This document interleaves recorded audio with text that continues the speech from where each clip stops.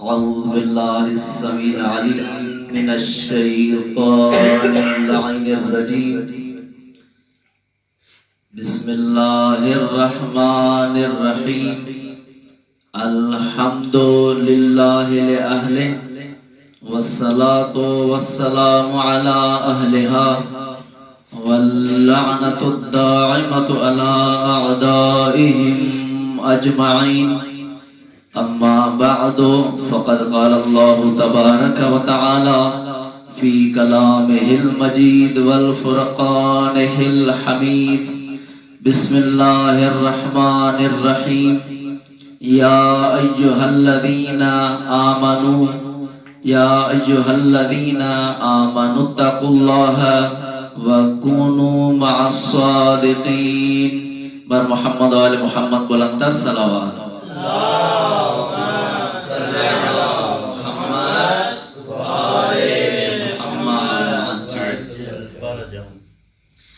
عزیزان محترم، سامعین گرامی قدر، امتحانات کی وجہ سے کچھ تیاری زیادہ نہیں ہے، لیکن پھر بھی کچھ نہ کچھ تو بتانا ہی پڑے گا۔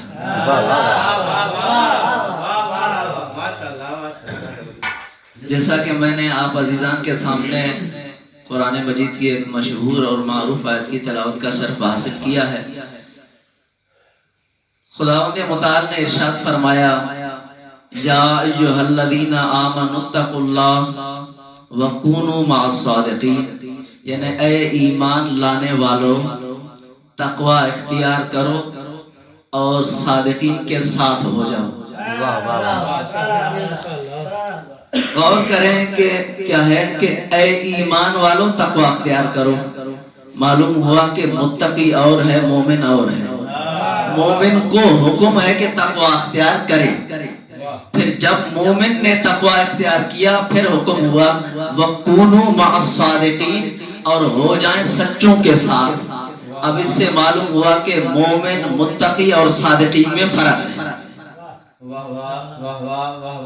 متقی، جب مومن متقی ہو جائے اسے حکم ہو کہ صادقین کے ساتھ ہو جائے، ٹھیک ہے؟ بسم اللہ۔ تو ہم پر کچھ اعتراضات ہیں، مناسب سمجھتا ہوں کہ ان سے بچنے کے لیے آج اپنے گفتگو کو کچھ الگ انداز سے آپ کی خدمت میں عرض کروں۔ ہم پر سب سے بڑا جو اعتراض ہے وہ یہ ہے کہ شیعہ اصحاب پیغمبر کو نہیں مانتے، اور آج دل کرتا ہے کہ کچھ نہ کچھ اصحاب پیغمبر کے متعلق آپ کی خدمت میں عرض کرتا چلتا کہ ہم اصحاب پیغمبر کو نہیں مانتے یا ہم جیسا کوئی مانتا ہی نہیں۔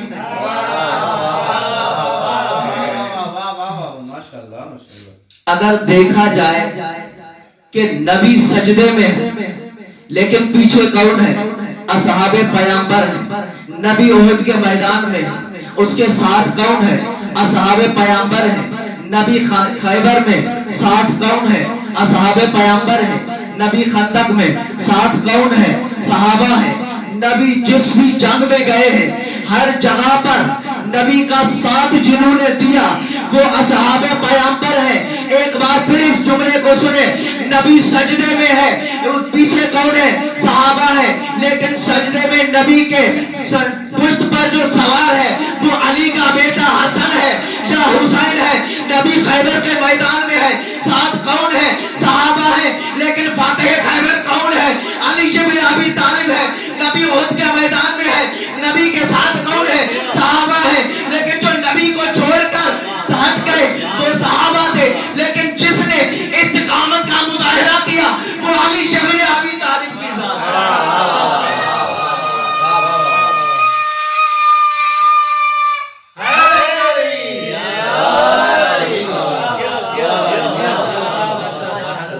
ماشاءاللہ، جزاک اللہ، سبحان اللہ۔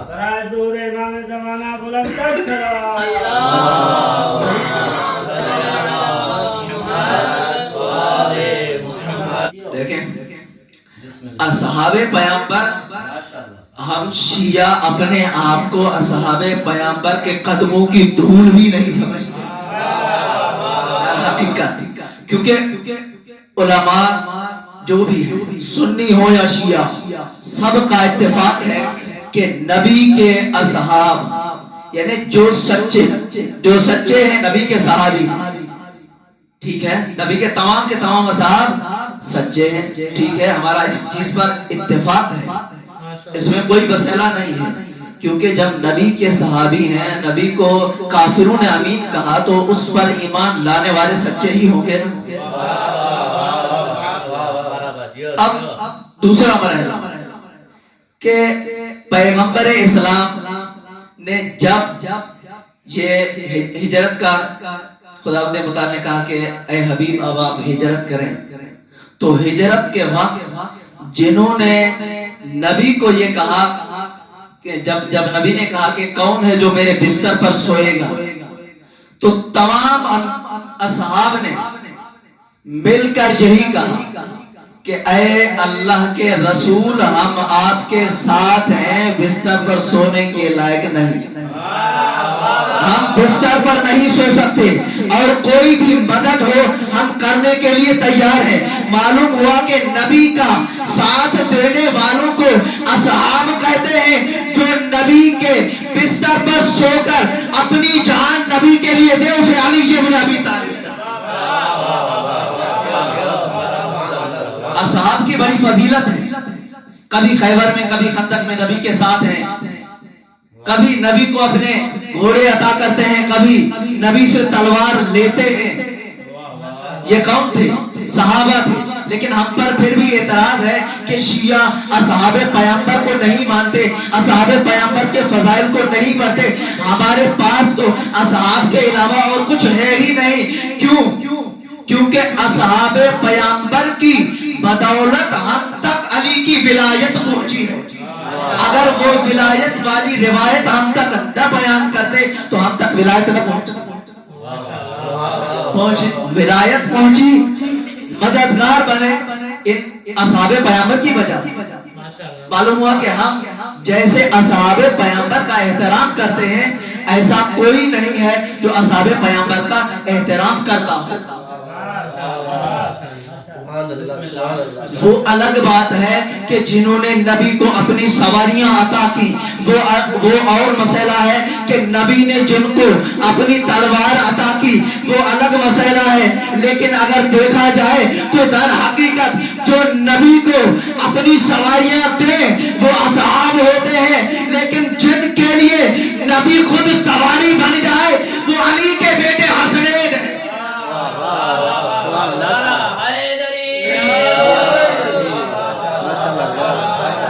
وہ حسنین ہیں۔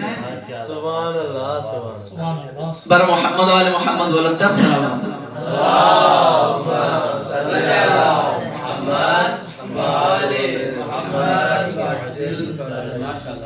دیکھیں نبی کو اصحاب نے کبھی بھی نہیں چھوڑا۔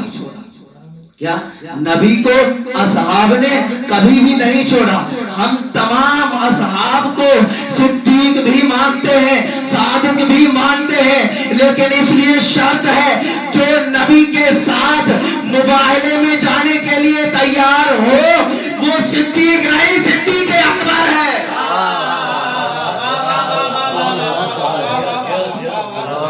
وہ صدیق اکبر ہے، کیونکہ آج نبی کو فقط صدیق نہیں صدیق اکبر کی ضرورت تھی، تو وہ صدیق اکبر بن کر نفس رسول بن کر کون گیا نبی کے ساتھ؟ وہ علی بن ابی طالب کی ساتھ ہے۔ میں نے بار بار یہی کہہ رہا ہوں کہ نبی کے ساتھ صحابہ تھے، صحابہ اور ہیں، اور علی بن ابی طالب کی ذات اور ہے۔ شاید آپ بات سمجھ نہ سکے کہ علی بن ابی طالب بھی شاید صحابہ ہیں یا نہیں۔